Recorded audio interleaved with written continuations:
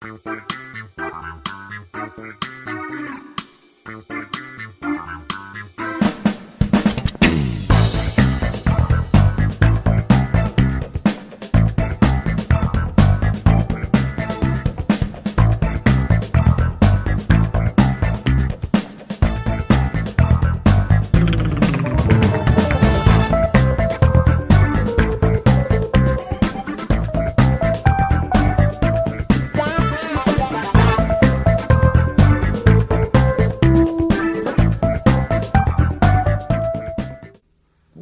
back to the Orange Peripheral. It's been quite a long time. It's too fucking long! Yeah, sorry about that. It's been about 2 months since I posted the last one, or at least the last time we've actually sat down and recorded something Orange Peripheral-esque. We've had so much stuff to do. I mean, so many things have happened. Yep. We got a lot to talk about, too. Yep, and also real-life stuff, but whatever. We're not here to talk about that. Let's talk about the fun stuff. First of all, we have a thank you. We certainly do indeed. Notice this lovely image that we have on the YouTube version. Yeah, and if you're listening to it on iTunes, you'll probably see it in the thumbnail or whatever. We'll find a way to have you see it. The point is, this is a bit of Orange Peripheral fan art, and true to our word, we are going to put it up for all to see. It's so awesome. That's exactly how I look. It did very well. Thank you very much to Kaoji. I'm probably saying that wrong because I don't know Chinese. I'm sorry. Yeah, if you're watching this in video form, you'll see his name on screen, his YouTube handle. I'm sorry, I'm really not good at Chinese. I'm really, really sorry, but thank you so much. It looks amazing, and it just awesome. Yes, thank you very much. It is very well appreciated. Now that we got that out of the way, let's keep going. You act like it's not important. It is important. It really is. We love everybody who listens to us. Just the fact that people are listening is a step in the right direction. Oh, yes. Absolutely. Now, you told me to make a list before we started this. Did you want to do that now? Yeah, we might as well. All right. Just another thing off the bucket list here. You said gaming gods. Yeah, like five gaming gods, or people that whenever you purchase a video game, if their name is attached to the title, you pick it up. Like, I really love this guy and his work and what he's done, and I'm going to buy his next game because everything he does is amazing. We all have gods like that, I'm sure. People respect in the industry. At least I hope so. I would definitely hope so. It's kind of one of those things where you watch a trailer and then you see that name come up and you just kind of perk up a bit. You're like, huh? Yeah. All right, so you just want to go back and forth? You want to tennis ball this? Yeah, I might as well. Who wants to serve? I'll serve. All right, you go ahead and hit us first. And by the way, these are in, at least for my list, they're in no particular order. So I'm just gonna throw some names out there. Same here. I just have bias. That's all. But yeah, but I want to give a nod to Tim Schafer. Tim Schafer, very, very good fellow.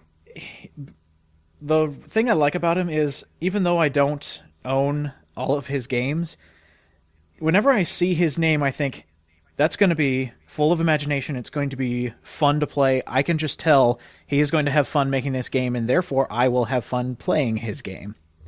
He's not one of those guys who makes 10 out of 10 games, but he makes all those must-certainly-play games because of how unique they are and how much charm and imagination that they have. I will say he also makes games that are memorable in one way or another. Oh, yeah. It's like, if you were to come up to somebody and say, hey, do you remember Brutal Legend? And they'll say, oh, the Jack Black game? Yeah! That was the memorable thing about Brutal Legend, was the inclusion of Jack Black. Because it had uniqueness. It had a character to it. There certainly is not a game quite like it. Even other metal-based parody games like that. Are there other metal-based parody games? Oh, sure. There's the Aerosmith game. Oh, I forgot about that. That's not metal. Well, you know what I mean. The old type of metal. Not even by that. Well, anyway. Serving it over to you. All right, my guy, again, personal bias, I gotta shout out to Hideki Kamiya. Yeah. Hideki Kamiya he is certainly a gaming god in the literal sense. If you don't follow him on Twitter, you should, but don't post a comment to him because he'll probably block you. It's probably one of the funniest things to see Kamiya go on a rampage because he doesn't care about you. No, he doesn't. But the thing is, about his games though, they're incredible games. I mean, he made Resident Evil 2 when he was just starting out, and he had a very inexperienced team, and he had fights with the producer on a few instances in early development. And yet he still produced the most memorable and what people say is the best Resident Evil game. It's so good. 4. Yeah. And he's also made Okami, one of the absolutely most brilliant flops in history. Why do you call it a flop? Because it didn't sell well. Well, marketing flop, but people who actually played Okami thought it was really, really good. It is really, really good. It's probably one of my favorite games of all time. Is it just the culture or the fact that it's just fun to play? It's fun to play, it's the culture, it's the way it's put together, it's all the allusions to Japanese folklore, it's the fact that anybody can play it even if they don't even know Japanese folklore.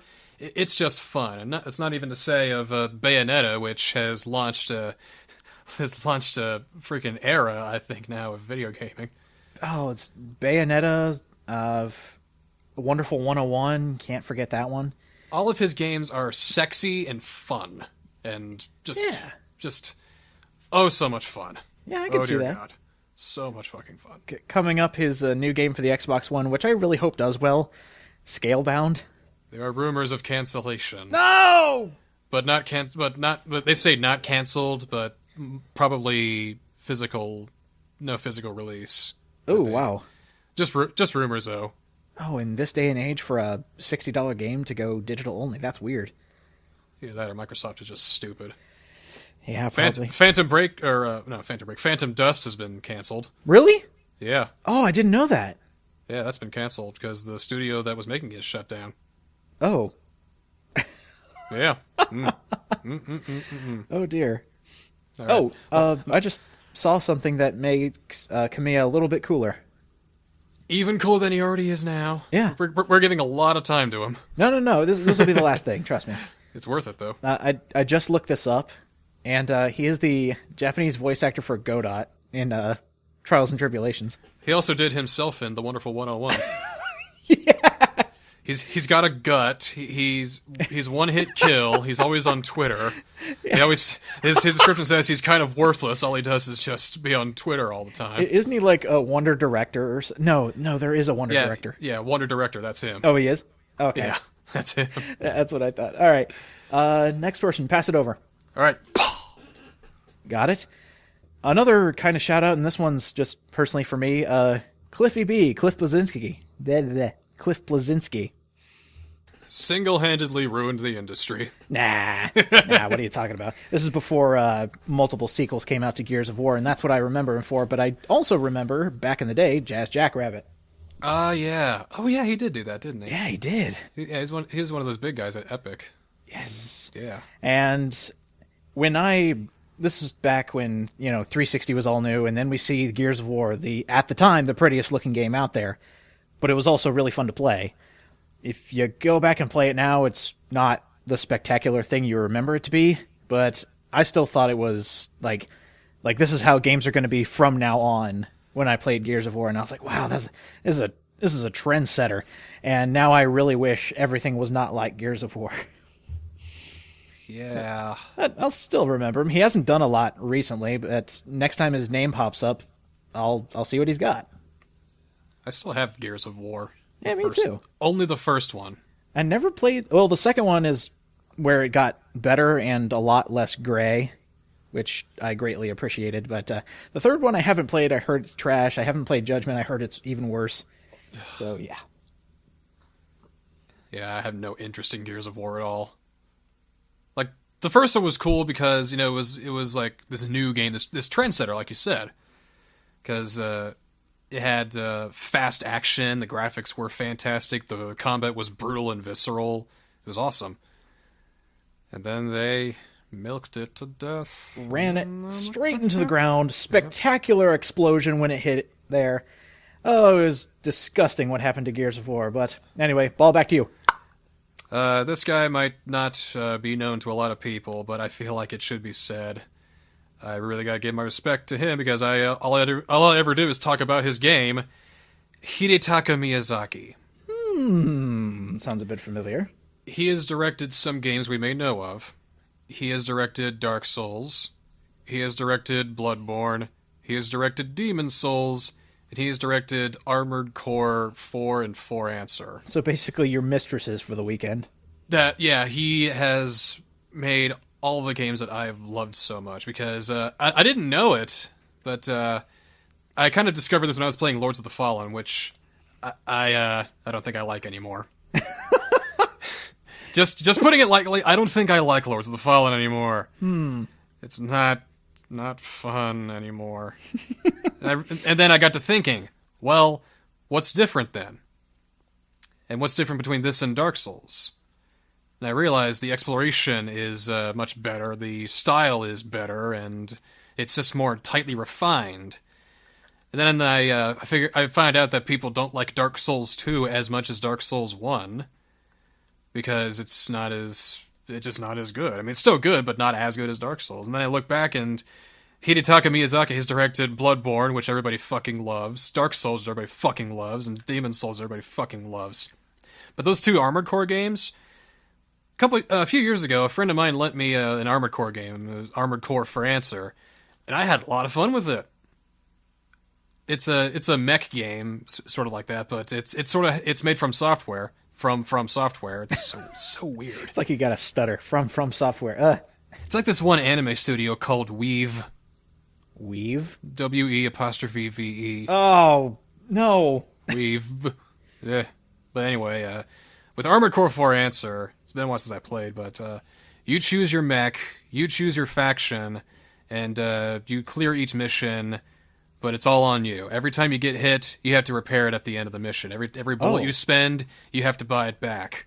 Huh. It's all on you, and it has that level of depth, and it's all you. And I really enjoyed that. I was weaving my own story within it. It was a lot of fun.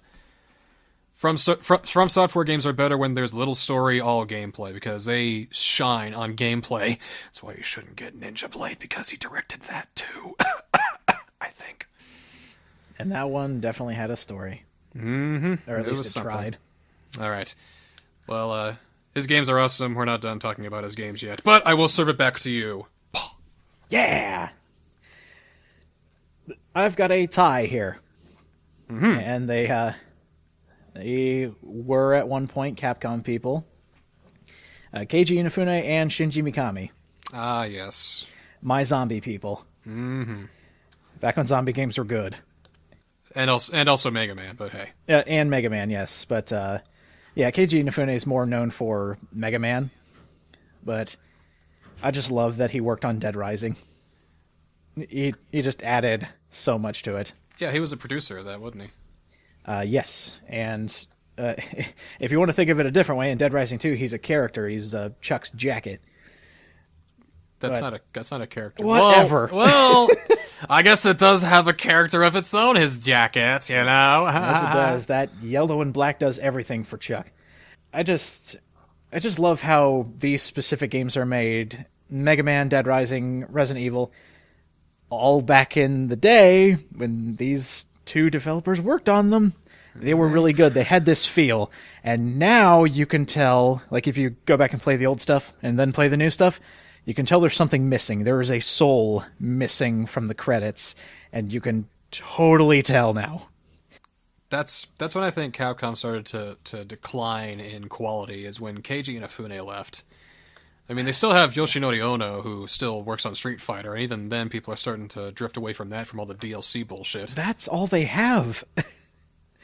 That's all they have left, because I recently sat down and tried Dead Rising 3 again.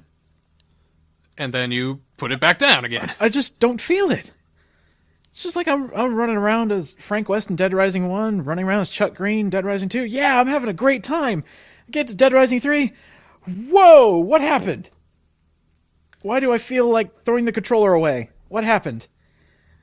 Too many guns and not enough gameplay. And don't even get me started on the newer Resident Evils. We'll save that for another time. Yeah. Here, I'm gonna fastball it.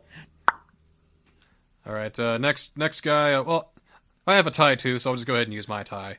They're both wonderful writers, and every single time that they come up with a game, I have to pick it up. because I know that it's going to be absolutely incredible. I'm, of course, talking about Kotaro Uchikoshi and Shu Takumi. Yeah. Kotaro Uchikoshi, of course, is the writer and director of the 999 Virtuous Last Reward series, and he also did Ever 17, which I think I'm going to start playing because it looks pretty good. Yeah, Even though the dude's main voice is the voice of the main dude from Sora no Otoshimono, who made me want to gouge my ears out with every time he fucking laughed, which was all the time. Yeah, get over it. I'm sure you will. And Shu Takumi, of course, is the writer of Phoenix Wright and Ghost Trick. If you ever want good stories, see people kind of look down on visual novels because it's a lot of reading. There's some damn good stories there. And then once they fucking read it, it's like, oh shit, Oh my and then they can't get enough. Have you played Ghost Trick? Yeah, I played and beat it. Okay, good. So I'm glad we're on the same page here. Yeah, all the Phoenix Wright games, top-notch writing, plenty of silliness to keep you going. Silliness and twists and just a right amount of seriousness to the point where you're invested, and it's just an absolute ball. And I will say, Ghost Trick kind of blew my mind with where it was going. Like, from start to finish, where we ended up at the end. Yeah. Only to what happens at the... Oh, my God. I was like, oh, how did we even end up here? And thank you. What a crazy notion. It was so cool. And then Zero Escape, I don't think needs any introduction. It sometimes does get a little too wordy. But it's a good wordy, though. Oh, yeah. Yeah, if you can make it through it, it is, oh, so worth it. It gets me to the point where I'm actually cupping my mouth as I'm playing. Reading. Very descriptive, too. Mm-hmm. But just enough that you're intrigued and horrified, but not so that you're disgusted and having nightmares. Well, you might have nightmares, I don't know. Yeah, if you ever want a good explanation of that, play the first hour and a half of 999 and wait till you meet the ninth man. I've got a writer for you. Who would that be? Probably one that only I know. Kazutaka Kodaka. Kazutaka Kodaka? Kodaka, yeah. What has he done? Danganronpa. Oh, yes, that guy. With a story that rivals Zero Escape and how nuts it can get. Mm-hmm. I absolutely adore it. And I've been reading a lot of interviews with Kodaka because, everybody... As soon as it came over to the shores, everybody was like, "Oh my God, Danganronpa is the thing that'll save visual novels, even though it didn't need saving." I think he, like Uchikoshi, really enjoys his work and his craft, and he's always looking to explore and explain about it. Yes, and reading some of his interviews, I will say if you've played through all the games and everything, you won't be spoiled by anything. So please go read them. A lot of them explain how he comes up with characters. I mean, you're dealing with a cast of 16 plus, almost per game. So you got to think, well, how does he keep it fresh? How does he keep it new? And it's very interesting how he comes up with that. And then, of course, story goes bonkers, goes everywhere. I love it. Incredible. All right, you got one more. I'm going to shoot this out of a tennis ball cannon. You ready? I've got two more actually. We're at number 4. This is my 4th. Sorry. Yeah, that was your 4th. Now I'm at my 4th. So, what? All right. Of course, I got to go with the man himself, Hideo Kojima. Who cannot love his games? I mean, I fucking love Metal Gear Solid. It's one of the most cinematic and most incredible game series I've ever played. It doesn't even feel like a game. It just feels so fresh. Like, Metal Gear Solid, like it was made in 98, almost 20 years ago. Yet it still feels fresh and brand new. Same thing with Metal Gear Solid 3, Metal Gear Solid 4, Metal Gear Solid, anything really. They're just all fun games to play. And of course, there's the other stuff he's done too, like Snatcher. My wife loves Neo Kobe pizza. It is really good. And actually, I've watched a Let's Play of Snatcher. It is very interesting how they came up with a concept like that back in the day, when now you would take a look at it and you're like, oh, that's something I've seen out of a movie. Well, it came from Snatcher first. Kojima is the best thing that Konami has going. He understands the medium of games and understands the medium of movies, too. Actually, I think Blade Runner had a lot to do with Snatcher, so never mind. Blade Runner came out first. Well, actually, Kojima does well at making licensed games that turn out to be original properties. There we go. I still say that Metal Gear Solid 2 was all about the Matrix. Well, maybe. It's like he was working on an actual sequel, and then he saw The Matrix, and he said, "Whoa, I've got a great idea now." Yeah, I've noticed Kojima has a lot. He loves movies, clearly, because Snatcher is basically the rise of the Terminators. You're like, oh, yeah. But I think that quality about him means he can make it familiar and then put his own twist on it, which I absolutely adore. He's got a style that you just can't beat. I'm pretty sure Psychonauts. I always make the distinction. Psychomantis. Police Knots. Police Knots is probably some kind of sci-fi thing I can't think of right now. Yeah. Well, I don't know. Maybe, I think the main characters were modeled off of Lethal Weapon. Those two main characters. Maybe that was it. Meryl's in it, too. What? Yeah. Can you perv on her? Because that's another thing about Kojima games. Probably. I don't know. We'll talk about Kojima a little bit later, because he's come up in some news recently. But for now... Buzz it! Yes! I found out I always catch the ball. That's not how you play tennis. It's how you play handball. Does your hand hurt? Jeez. Ow. Ow. I hit that at, like, light speed, bro. Actually, it went through my hand. I no longer have a hand. Oh, terrible. Well, who's your last guy? I'll fix my hand in post. Last person is Nintendo's golden boy, Shigeru Miyamoto. Oh, of course. Who could ever doubt that guy? How long have we both been playing Nintendo, and it's still fun to play? I've been playing video games since I was 4 years old. Yep. My first two video games may have been a little bit unconventional. The first one was Super Mario Brothers, which I loved to death. And the other one was Caesar's Palace on the NES. Wow! Yeah. It was my grandma's, you see, and I wanted it. So I got a Super Nintendo, and then it just went on from there. But he had a great influence on, well, everyone. Still does, too. Whoever plays video games, pretty much. Yeah. Have you noticed that almost everybody starts out with Nintendo and then moves on to something else? Yeah. Like, somebody will say, what was your first video game? It's probably going to be something on a Nintendo system. Because that's what parents go for. That's what I absolutely love about the Nintendo model. They make games and a console that will stick with you forever. For everyone, too. Yeah. And it's not just the Nintendo model, it's the fact that he has a lot of really good ideas about gaming. Like, I know! My favorite thing that he's said about gaming is that you should make your introductory tutorial level last. I thought you were going with a different quote. A good game is never rushed. A good game is... a delayed game is good eventually. A rushed game is bad forever. There we go. That is stunning philosophy. I'm surprised not every developer has that up on their wall. I wish a lot of them took their time. Yeah, that's why Unity is always bad, no matter how many fixes that they took, because the damage has already been done. Oh, Lord, Unity. But anyway, that's my last guy. I love Nintendo games. They're always fun to play. Sometimes. There's 6 dudes on my 5 gaming gods list, and all of them have been Japanese up until now, so I figured just to sprinkle it in, I thought I'd put an American guy in there. Just to make it, I don't know. It's Sid Meier. Oh, duh. Sid Meier, the guy who made me love PC gaming. He brought me into PC gaming because it all started with my dad getting me Civ 2. That played on our old crappy Windows ME computer or whatever.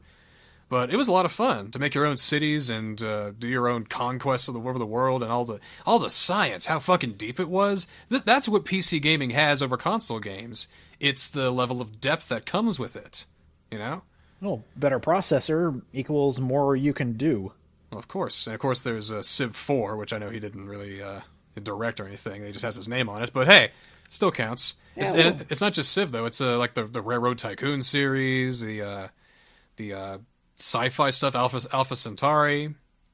He's a visionary when it comes to strategy god games like that. Really awakened my inner PC gamer, which isn't much of a PC gamer, but still. This makes me want to play games. I know. Weird. Instead of yelling about women doing stuff. Oh, don't you dare. Yeah, I know. I'm stopping you right there. We still got to talk about it, though.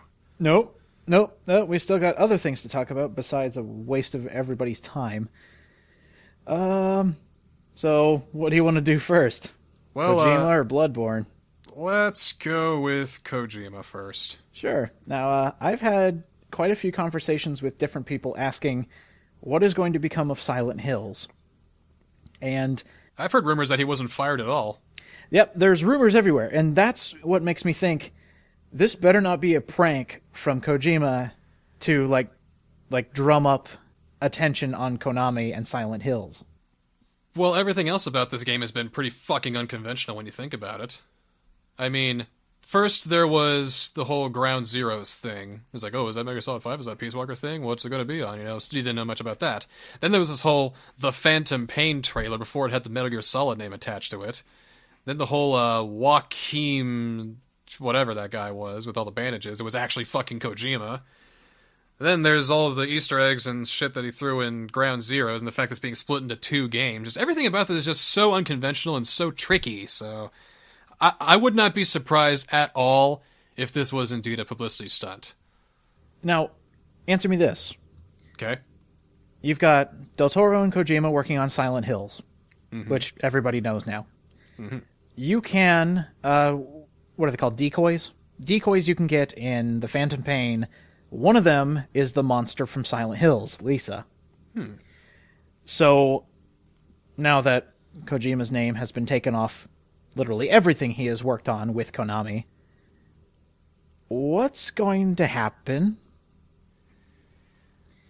I'm not sure. It's too difficult to say at this point. We don't know enough. Well, there's also the back and forth. Is he fired? Is he not? But one thing that scares me the most, if they give Silent Hills to a Western developer, it's going to blow.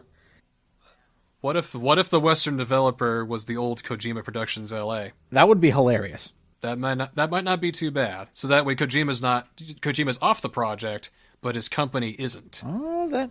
You know what? If they did that, I might feel a bit better. But something else that kind of freaks me out is Konami's already calling for a new team to make a new Metal Gear Solid before this one's being finished. Which means it's going to be milked to death because that's all they have left. They got Goemon, but whatever. Metal Gear Solid is going to be run into the ground a la Gears of War. Well, at least we have the good games. But who knows? Maybe they'll still be good. Well, these are just frightful thoughts because I think it's easier to make a cool, awesome stealth action game than it is to make a psychological horror game. Yeah, but I want a psychological horror game by Kojima and Del Toro. Do you know how much that would mess people up? I don't know if like I said, I don't know if Silent Hills is going to be dead yet, because who knows? We need to know if Kojima's actually fired. We need to know if anyone's going to work on the game. Hell, we need to know more about the game itself, because all we've had was PT, and that's it. Well, there are so many hidden things in PT, and all that Kojima has said about it. He wants this to be a virtual reality game, which would destroy people's psyche. People would be running out of their homes in fear. He's done a fantastic job on a demo. Well, if Kojima has indeed been fired from Konami, I don't think he's going to have much trouble finding work. I'm just thinking, this was also a joke I made when talking with people about PT and whatever. I'm just thinking, what if the head of Konami was like some snot-nosed kid who didn't know who Kojima was? He's like, oh, who's that guy? Oh, he's fired. And then everybody in the boardroom just stops, like slams their hands on the desk and just slowly looks towards him. And they go, what the hell have you done? I have a small feeling, though, that the reason why there's some power struggles, they like to call them, because Kojima is talking about how he wanted this game to be creator-based instead of company-based. So he had to do some tough decisions, like the whole child soldiers thing and the bomb in the you-know-where kind of thing. So, I think maybe they might have had some problems with some of the choices he's made. Maybe thinking, you're going a bit too far here, dude. Can you tone it down a bit? He's like, fuck you, it's my vision! Make more ripped clothes appear on Quiet. I want to see her rape in graphic detail as a flashback, of course. Nope. I haven't played anything. Don't spoil anything, please. I haven't played it either. Oh. But they're just saying that Faye, why am I saying that? Quiet is some kind of... The hell am I doing? I don't know. Quiet is obviously some kind of torture or abuse victim, and some people had some about that. But the voice actor confirmed, no, it's all good. That's all good. Yeah, she said it's all good. Maybe that's another cover-up. You never know with these people. I don't know. There's so much mystery shrouding in this game. So this is better be the best send-off. It's going to have to be. I mean, Metal Gear Solid 4 was a really damn good send-off. I don't know how they can do that with this one. You know what would be kind of funny? What? So, you know how a lot of Japanese developers, like hire key speakers like Kojima, Satoru Iwata. Yeah. I just had a great idea for a Metal Gear Solid game, what the direction they could go next, but go ahead. Hold that thought. Okay. Yeah. You know how good they're at keeping secrets? Mm-hmm. And this comes up. We'll bring this up a bit later. But the recent Nintendo Direct, every single one of those pieces of information they brought up, nobody knew about. Totally by surprise compared to Sony. Yeah. Go, the Vita. Oh no! But another thing is Kojima. He brings out this trailer. It's called The Phantom Pain. You had to find out yourself that it was Metal Gear Solid 5. But then all of a sudden, nobody knew. Oh, by the way, Kiefer Sutherland. I guess he's got good vows of secrecy. I mean, even the roster for Smash Brothers got leaked. That never would have happened if somebody hadn't. I want to find that guy. I want to slap him. That wasn't fair. Well, kick him in the fucking face. No kidding. Can you imagine? Bring him to Masahiro Sakurai and have him kick him in the face. Like, can you imagine working on all this? Every single one of your employees sworn to secrecy, and one asshole just goes, "I'll go post videos on the internet." Asshole. Yeah. That's not fair. But you had an idea for Metal Gear? I think they've wanted to go this route too, but what if we saw stuff from the boss? The boss's perspective? Mm-hmm. We saw her, we do her mission in World War II. We see a young big boss. We see a young Ocelot. We see her working with the Cobras. You can use some of their tactics to help you out in your missions. That would be interesting as a segment. That'd be the direction I'd go. Because the only way you can go is either before or after. Yeah, you can't... Well... Or some kind of weird side story from some unknown soldier who's doing things completely bilinearly from the plot, which is the plot I had for Peace Walker with one of my soldiers named Frog. Frog. She was this girl soldier who had, max stats. She kicked ass. More ass than Snake. She had more health, too. Oh, the story of Frog. The story of Frog, the awesome soldier who could. That sounds great. Oh, yeah. All right, let's talk about your game briefly, because I know you can go on for hours. I can't go on for hours because I've already gone on for hours from the other game. Yep. Somebody specifically asked, what do you think of Bloodborne? And to which, let me get my part out of the way because it's a lot shorter. I don't have a PS4, so I'll eventually get to it. But now, you're the one who has played Bloodborne. Go for it. I'm so sad that people will not be able to play this game because it is a PS4 exclusive. What? I'm very sorry that they can't play this game because it's that good. Oh, yeah. You can tell a game is going to be good if you can just look at gameplay and be like, oh my god, I gotta play this now. It's pretty much Dark Souls without a shield. Well, actually, it's more like Blood Souls. Well, actually, to you, it's like, oh shit, here UDJ goes again with this fucking shit. No, I truthfully enjoy it. I love hearing about your bedtime. Yeah. Anyway. Bloodborne is fantastic. It is so goddamn good. It is just like Dark Souls. Like, in several regards. I've been worrying at myself between what's better, Bloodborne or Dark Souls, because... Probably Bloodborne. Dark Souls is better because it has more stuff in it. Like, it's got more enemy types, it's got archery, it's got magic, it's got several stats that's missing from Bloodborne, it's got shields, it's got fucking everything. It's got weapon... Well... Actually, that has that too. No, what am I thinking about? It's got weight, encumberment. Okay.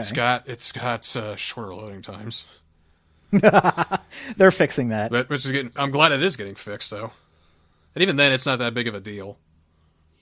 I mean, it's just, well, shouldn't have died then. But warping, that is kind of annoying. When you're going from the dream back to the actual game, it is kind of annoying. But, oh my god, Bloodborne's so fucking good. Yeah, I've only seen stuff, and I'm liking what I'm seeing. Like, the analogy I'm taking so far is that it's like the difference between Civilization 4 and Civilization 5.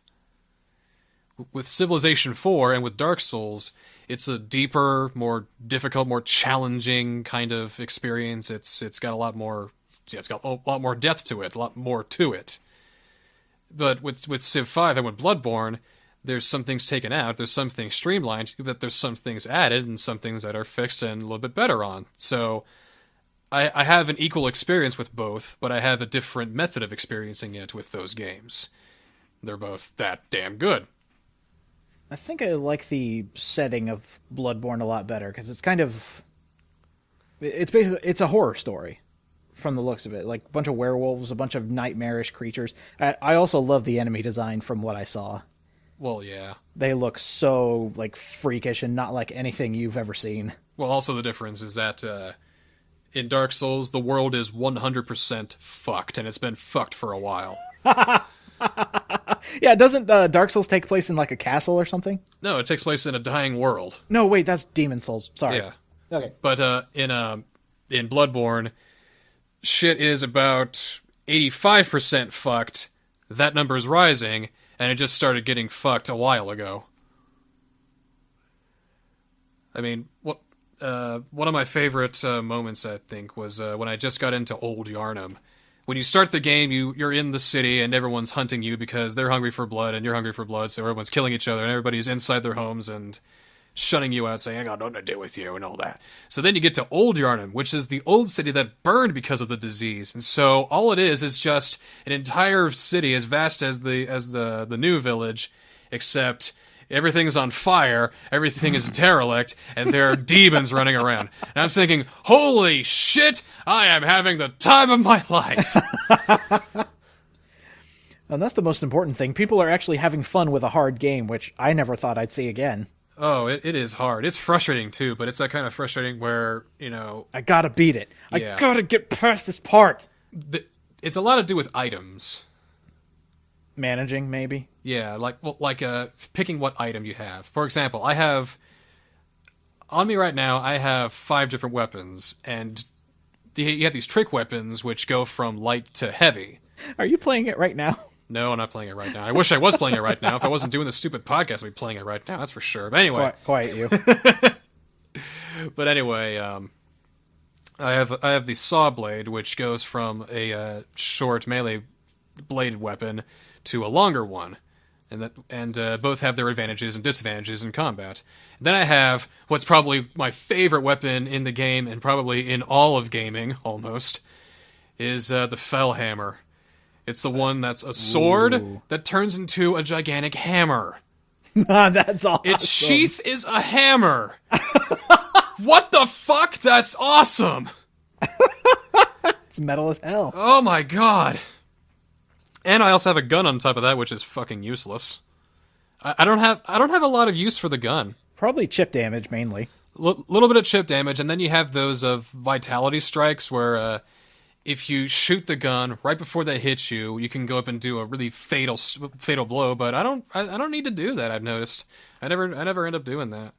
As long as I do I got my rapier or my thrust attack, and that's where everything got easy. Oh, okay. Because once I got my thrust attack, same thing in Dark Souls, I can just do a thrust and then quickly back up before they can attack me again. Nice. Proves to be pretty effective. But I never really needed the gun for a lot of stuff. Very inaccurate, too. Well, is there an upgrade system? There is indeed an upgrade system. Okay. Can you upgrade the gun? Yes. Okay. So it eventually should get better, in a sense. Yeah, and what's also interesting to me is that you can't level up right away.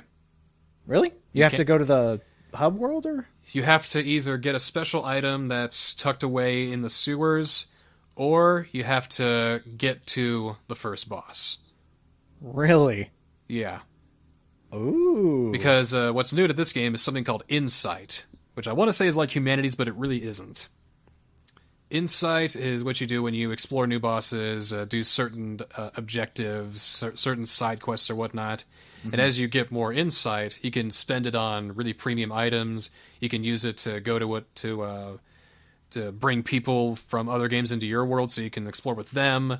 Yeah. And as long as you have one insight, the way that you level up is awakened. And there's stuff that you can take to increase your insight. And what's crazy is that a lot of people don't know how it works just yet. Because there's other things that happen as well once you have enough insight. Certain messengers open up, and when you spend insight and you go down below a threshold, it goes away. No. So yeah, it's very deep, very complex, very unforgiving, very difficult, very atmospheric, very fun. It's just amazing. I'm so glad I put down the money for it.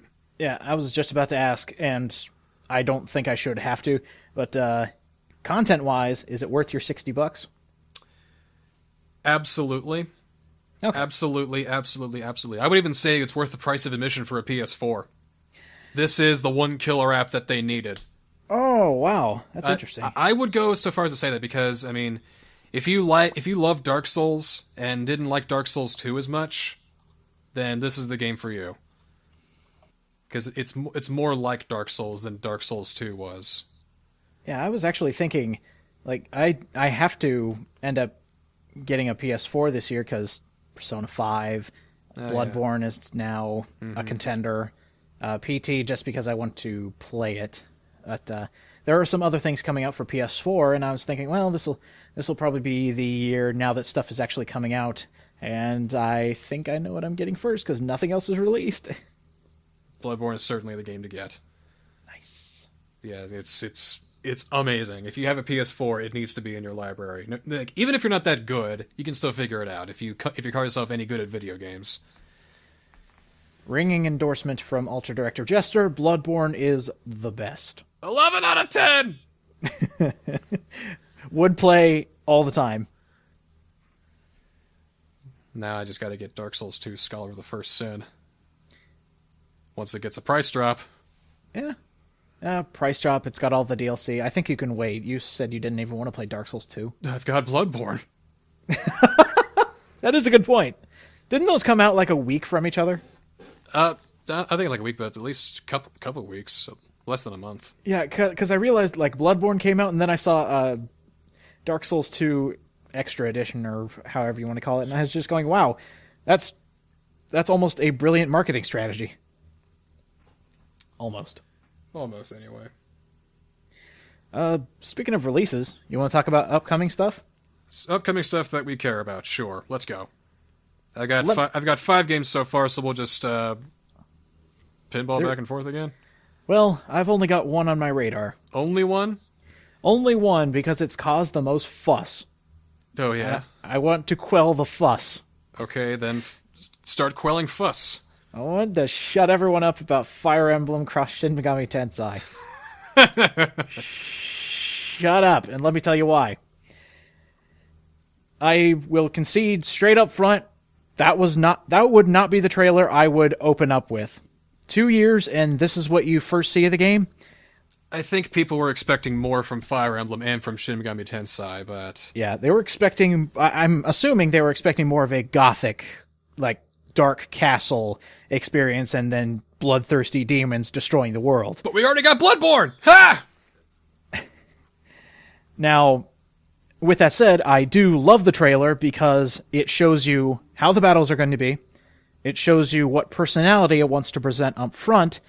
But this also brings me to Atlus is the most unpredictable company when it comes to story tone. And Intelligent Systems has always surprised me. They're one of my favorite developers, too. Because they did Paper Mario and the Thousand Year Door, so... Let me just say, Atlus has a track record for making you think everything is fine and dandy, and then shit gets real. And Intelligent Systems has always had the... They've always had the duty of surprising the player. Which is exactly what I see Shin Megami and Fire Emblem being. It is going to start off silly to lead you into a false sense sense of security, and then the world's going to end. You saw that in the trailer. The world did end. Oh, yeah. And it almost happens in every Shin Megami game. The world ends. Demons show up from hell, and the world ends. This trailer is weird and perky. I mean, it's not like, do you guys think that's going to be the whole game? Do you really think it's going to be the whole game? Of course it's not. Looking at Fire Emblem and looking at Persona 4, yeah, nothing dark or complex or angsty ever happens in those games. That's what I hate about people who are bitching. They saw only the stuff that popped out the most was the stuff that didn't agree with them. And then you look at the rest of the trailer and you're like, oh yeah, I did miss that. You missed it. It was right there. Do you know what way it would suck if it was card based? That would ruin it. If they weren't actually there, they were just cards and the spirit of Lucina, the spirit of the main protagonist from Persona 2. Yeah, but thankfully, as we've seen, it's not going to be card based. It's a cross worlds thing. I believe so. Yes, cross time, whatever. Yeah, I was thinking, how could this story happen? And I'm thinking it's either going to be kind of a parallel worlds kind of thing, like the Shin Megami timeline and the Fire Emblem timeline, and the people can jump between the two timelines. Well, if Project X Zone has taught me something, I mean, Project Cross Zone has taught me something. You don't really need stories most of the times. Well, maybe that'll be it. Maybe it'll just be like, oh shit, demons. Here's your favorite characters. What'd you say, Chrome? Now, I hope it's not as shallow as that. Yeah, I hope not. Like, I'm sure there's going to be complexity to it, unless they really wrote themselves in a corner. Because I heard in an interview that Atlas said it was really hard to incorporate Fire Emblem, which is probably why it took 2 years to actually see something. Well, it means they figured something out. See, unlike Metal Gear Rising, like the first Rising that Kojima had, they had a game, but they didn't have any ideas, so they quietly canceled it. Until right, and then Platinum Games said, oh, let us deal with it. Oh, we got this. I think between the Atlas and Intelligent Systems, I think they really wanted it to work out, and I think they're going to make it work out. And I really hope they do, because these are two monumental titans of strategy RPGs and RPGs in general. Yes, it is going to work fine. Now stop complaining. See, that's what I don't like about people who complain on the first trailer. It's the first trailer. Yeah, I'm sure, as Aliens, Colonial Marines has taught us, trailers mean everything. Yes. Okay, that's enough for me. I was thinking of actually doing a video analyzing the trailer and what people missed, because they missed a lot. All they saw was anime, and they missed the world ending. How do you miss the world ending? Anyway, you had games you were looking forward to? I just wrote down 5. A couple of them I may have mentioned already, but I'll just mention them again. First Bloodborne. I already got it. Anyway. First one's Metal Gear Solid 5: The Phantom Pain. Mm-hmm. I'm a little worried about how the tone is going to be and how it's going to be set up, but I feel like that if I don't play it, I'm going to be betraying myself. Yeah, you've played almost every single one as of now. Why stop? Well, almost every single one. What one haven't I played? If you count like the digital graphic novels, I mean. Well, I don't know. Maybe you have played them all. Yeah, I haven't played Metal Gear 2? I haven't beat them all. Maybe that's what I was thinking. Anyway. Next one's Cuphead. I forgot about that one. Cuphead. Wow. I'm not an animator, but I love the art of animation and the skill and the technicalities behind it. And also, of course, the history behind it. Yes. How much of a pioneer Max Fleischer was in the industry. Yes. I like him more than Walt Disney's animations, I think, because Walt Disney was kind of a prick. Anyway, but Max Fleischer, he was always funny. Always had good stuff going. He was great. I loved his animation style, and it's good to see that's getting showcased and emulated almost perfectly to the T in Cuphead. Yeah, that's what surprised me about it. I looked at that and I was like, I know that from somewhere. Holy shit, that looks good. How many times have I watched that 30-second teaser over and over and over again, just slack-jawed at how amazing the graphics were and how the art style is phenomenal. I kind of want to go frame by frame to see if I've missed anything. And something to quell your fears, because I knew you were worried that it was going to be more style over substance. Well, I don't care. Maybe that's what I was afraid of. But I read a couple of interviews of people who have actually played the game, and they're like, "Oh, it's You're not going to be disappointed. I was like, okay, good. I didn't think so. It's not just style. Yeah. A lot of good indie developers out there. A lot of crap ones too, but this is a good one. It's a good point. My next game is Fire Emblem for the 3DS. Oh, yeah. Like, if you know the way I'm playing Fire Emblem Awakening, I'm really into the story, and knowing that there's going to be more of that and, like, doubled, I'm excited. Oh my god.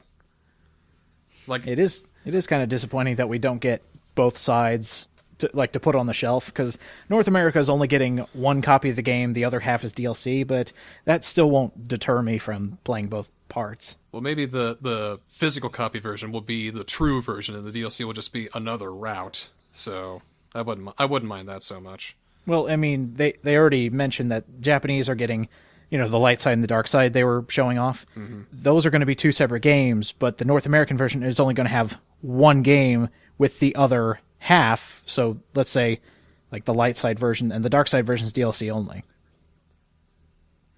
It would be cool if they brought them both, but hey, as long as we're getting it, I don't mind. Yeah, same here. Especially in, we live in the future now, so we can just get our games through a magical force field. That is a good point. Yeah. Importing. I'm just relearning how awesome Fire Emblem Awakening is. I'm so late to the game, though, but... Oh, yeah, me too. I still haven't beaten it. Like, they put so much effort into it. It's fascinating. Thanks, Roy and Marth. They weren't in the game. I know, but they brought attention to Fire Emblem in the U.S. Well, yeah, they did. Yes. Next game is Mighty Number 9. Oh, is that slated to come out this year? Because I've heard different things. Probably. I mean, I've seen that game as a little game that could, and now it's doing really, really well. Have you seen... well, it probably has to come out this year. It now officially has voice credits and voice casts. Mm-hmm. So See, nice. I'm so sick of all these Mega Man clones. I mean, I played Mighty Switch Force. I played The Legend of Dark Witch. I've seen all these other Mega Man clones. I'm thinking, man, I want to see the guy who made it get back into the chair and give us something that's worth it. It's like, you call that retro platforming action? Let me show you how it's done. He cracks his fingers and puts out a masterpiece like this. It does look really good. And can I just throw out a nod to Azure Gunvolt, I believe it's called. It's a downloadable only on 3DS eShop. It is phenomenal. That looked pretty good too. It's Mega Man style, but it is so good. I love it so much. And also, there's a Mighty Number 9 DLC crossover for the spin-off game. Yeah. So you can tell where the mindset was at, and it's a good mindset to be in. The last game I have that I'm hyped up for, Steins Gate Zero. Steins Gate Zero. No, you don't know. You don't know, dude. You don't know. You don't know, dude. I never said I did. See, I can't tell you when this game takes place until you beat the game. And then when you know what's going to happen, or when it takes place, you're going to be like, oh, shit. Oh, shit. I have a game I'm excited about because I bet you anything it's going to happen. I'm making a prediction here. Go. Resident Evil 7. Probably. It's probably going to. Capcom is still doing poor, so they're like, make another sequel and make it like 6, but not as sucky. I think they, hopefully, seeing as how Revelations 2 is doing better. It is doing a lot better. The episodic route was actually a really good idea because people got to test it first and then play it, and it played like the first Revelations, which was really good. Well, Resi 6 was just so terrified to have an identity. That's how I would describe it. It didn't want to take any chances, any risks. Did it want to continue Leon's story? Did it want to be gunny and shooty like Chris's campaign, or do they want to do a darker alter hero story like Jake Mueller? Yeah, Wesker's son. Ooh. Or do they want to do an Ada game? So they couldn't think of one, so they just put it all together, and instead of having one awesome complete game, we have 4 shitty half-assed ones. Yeah, that's probably what killed it for me, is they were trying so hard to re-attract the Resident Evil crowd by having memorable characters from the old days, but then they ruined it. Like, they're bringing back Sherry Birkin, and they're like, hey, look, she's all grown up now, and she's fighting with Wesker's son, the brooding half-wit. Why is it that Piers was the best character in that game? Because he was a nobody. The nobody loser that tags around with Chris, and I liked him a lot better than fucking Chris. Maybe it's because you can go down a slide and play on the swing set. Did you do that? Huh? There's an Easter egg in Chris's story where you go to a playground and you can actually go down the slide and swing on the swings as Piers or Chris. Huh. It's pretty hilarious. Maybe we'll play Resident Evil 6 and I'll show you the ways. It's so crap. So fucking crap. Speaking of Resident Evil, I want to throw this out there. The next project after Dead Rising, with you and me, there's going to be delay on Super Mario Sunshine because I need to do Resident Evil Deadly Silence for the DS. Yes, that's right. An individual, who I will give a special shout-out when that Let's Play starts, made a donation and said I would really love to see Resident Evil DS. So, guess what's on the list? Haunting Ground. Yeah. We'll just switch it to every other horror game besides Resident Evil DS, but I do have an idea on how I'm going to do DS, and it will be co-commentated with you. I have never beaten the original Resident Evil, because here's my experience with Resident Evil. Tank controls. I got done. Resident Evil 4. It was like my first really sort of M-rated horror game, and of course it was a great place to start. A very jaded place to start, of course, because now I'm tainted by the Resident Evil formula. I can't play anything else. So, figuring that, hey, it's going to be awesome, I picked up the first Resident Evil game for the GameCube, and I took it home, and I took it back a couple days later, because I couldn't play it. Yep. I cannot do tank controls. It's a deal breaker, man.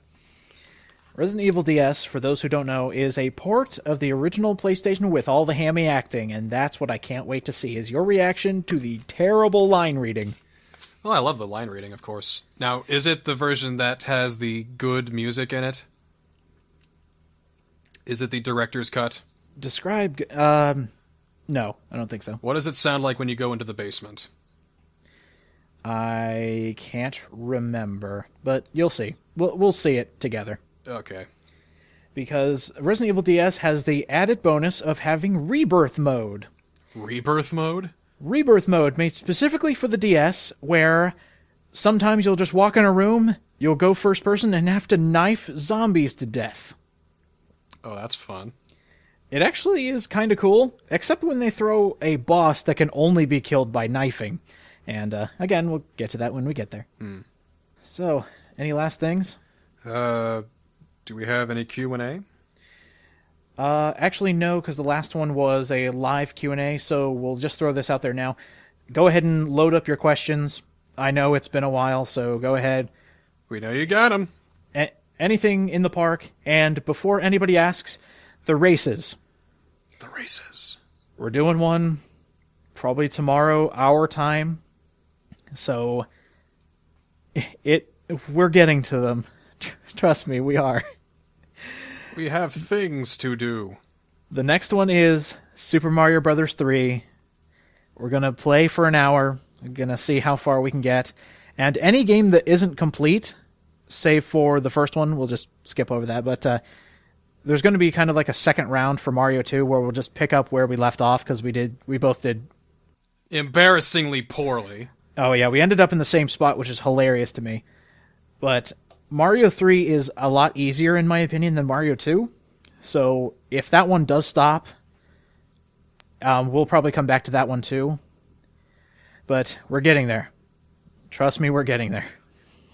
Thank you for your patience. Playing all this Bloodborne, my gaming senses have been honed. You're going down, man. Bring it on, bitch. And other than that, other than Bloodborne, you playing anything else? I'm playing Bloodborne. Instead of Bloodborne, I'm playing Bloodborne. I'm also playing Kid Icarus Uprising because it was my last free gift from Club Nintendo. Yes. Because I didn't have enough to get the messenger bag. Damn. I know. Oh well. It's, I knew that it was gonna hurt, and it hurts. It hurts your hand. It hurts my DS. It hurts me. It hurts. It's not a bad game, though. I'm glad to hear you say that. Good 8 out of 10 material. Yeah, there you go. That's honestly what I would give it. It's not phenomenal or anything, but How far are you? chapters 6 or 7. Story-wise, it's going to get a lot better. All right. Like the writing does.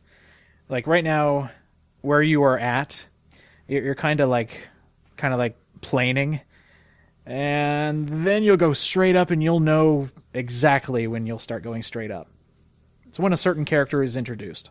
I'm so glad that the dialogue is so matching, because while they're giving a bunch of witty banter and retorts and sly comments and all stuff like that, on shit, all this shit's coming at me. Oh my god! You shut up for a second. God help me. Yeah, pretty much. But instead of playing that, though, I've been playing Fire Emblem Awakening and more of that. Which you finally beat. Which I beat, and I'm playing again because it's worth playing twice, thrice, 4 times, 5 times, 8 times, 12 times. All the times. Probably until the new one comes out. So then you'll be ready. Yep. And I'm also playing the new Smash Brothers. What do you think of Mewtwo while we're at it? Mewtwo he's still as floaty as he might even be floatier from the Melee days. But it's like characteristically floaty.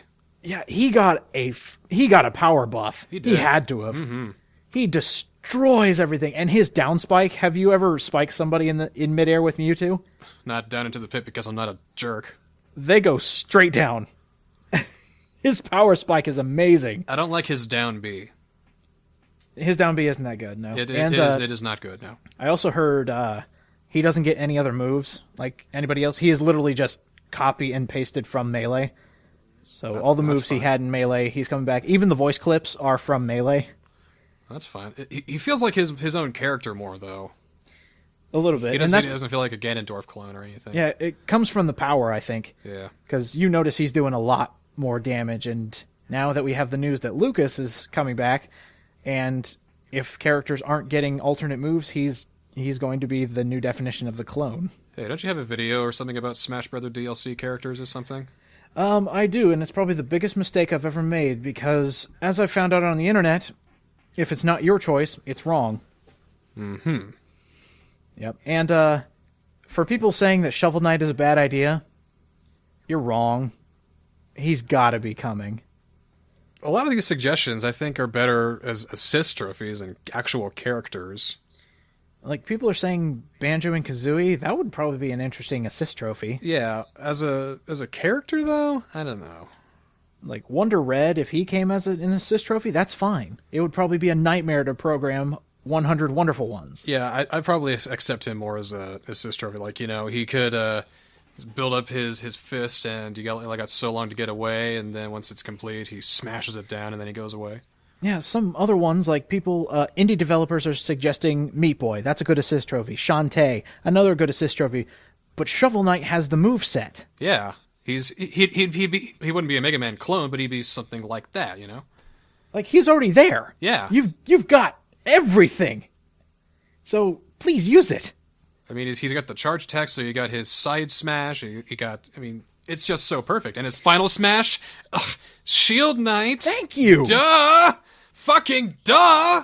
And can you imagine pogoing on the shovel? Just, if you get a long line of people, you could just pogo on them. Pogo shovel, all over. He's got alternate costumes already, I know. He's tailor-made for Smash. The development time would be easy. Go for it, guys. Actually, did you hear the rumors? What's that? Somebody went digging through the update that allows you to use Mewtwo, and they found a couple themes. They found a theme for Roy and a theme for Ryu. If it's Street Fighter Ryu, interesting. If it's Ninja Gaiden Ryu, what the hell? I think that Street Fighter Ryu would be a lot more fitting, and he wouldn't be another goddamn ninja. Because we've already got quick, fast characters with swords already. We've already got Lucina, we've got Greninja, we've got Sheik. We've got those fast ninja characters. Oh. Ryu, though, we don't have a whole lot of real powerhouse characters. Yeah, like powerhouse tanks. Yeah. Well, and Final Smash is the... It's Hadouken! Oh, yeah. That'll be really interesting. Huh. Have you heard about Axis's forinfinity.co? No, I haven't. Go there right now. This will be interesting. Depending on my reaction, that might be where the episode ends. What's it called? It's called forinfinity.co. In actual 4? Yeah. What is this? I don't know, and neither does anybody else. There are rumors that this could be attributed to Zero Escape. There's attribution that this could be, some kind of other, like, an Ever 17 release. What is in 202 days? I don't know, but the number has been changing, and the words have been changing as well. I mean, Ice cream coin. a few days ago, Ring was obscured, like almost like the top half was covered. Like the site always keeps changing. They've had like other words appear, and this number has been going down. At first it said 0303, then it said 0302, now it says 0202, and nobody fucking knows a thing about what it is. Does this... Well, I don't know if this will ring any bells, but 202 days from today is November 6th, 2015. Mm-hmm. That, I don't think, will be a release date. It could be an announcement date, and Friday is when Nintendo likes to release stuff. You might be onto something with Zero Escape 3. See, I don't know. Nobody does. There's so many theories and so many, so many people trying to denote this, but nobody can figure anything out. So, .co, what is that? What does that stand for? .co is domain name. It's the top level domain name to Columbia. It's become increasingly popular among tech startups, including AngelList, 500 Startups, Vine, Jelly, Brit, and all that shit. Hold on, I'm trying to find the prompt where I can look in the inner workings of the website. I now want to figure this out. Oh, that's not it. Hey, alright, I can just hit view page source. Yes, that's it. View page source. Show me your inner workings. Site Infinity, Portrait Landscape. Oh, by the way, we'll see you next time on Orange Peripheral. If you want to figure this out, or help us figure it out, I'll put the website in the description. Let's deal with that. You didn't have anything else? Not that I can think of. Did you have anything? Yeah, well, I had one more game I was playing. What are you playing? I'm playing Freedom Planet. The hell is that? It's... I want to say a Sonic fan game, because it's got the same art style and the same gameplay style, but it's got a lot of heart. I'm enjoying it because it's actually got good gameplay, unlike most Sonic games these days. Characters are a little bit annoying. Story is kind of groan-worthy, just in one particular moment that made me go, oh, God, skip. But it's fun. That's about all I got. So we'll see you next time, then. Yep, we'll see you guys later.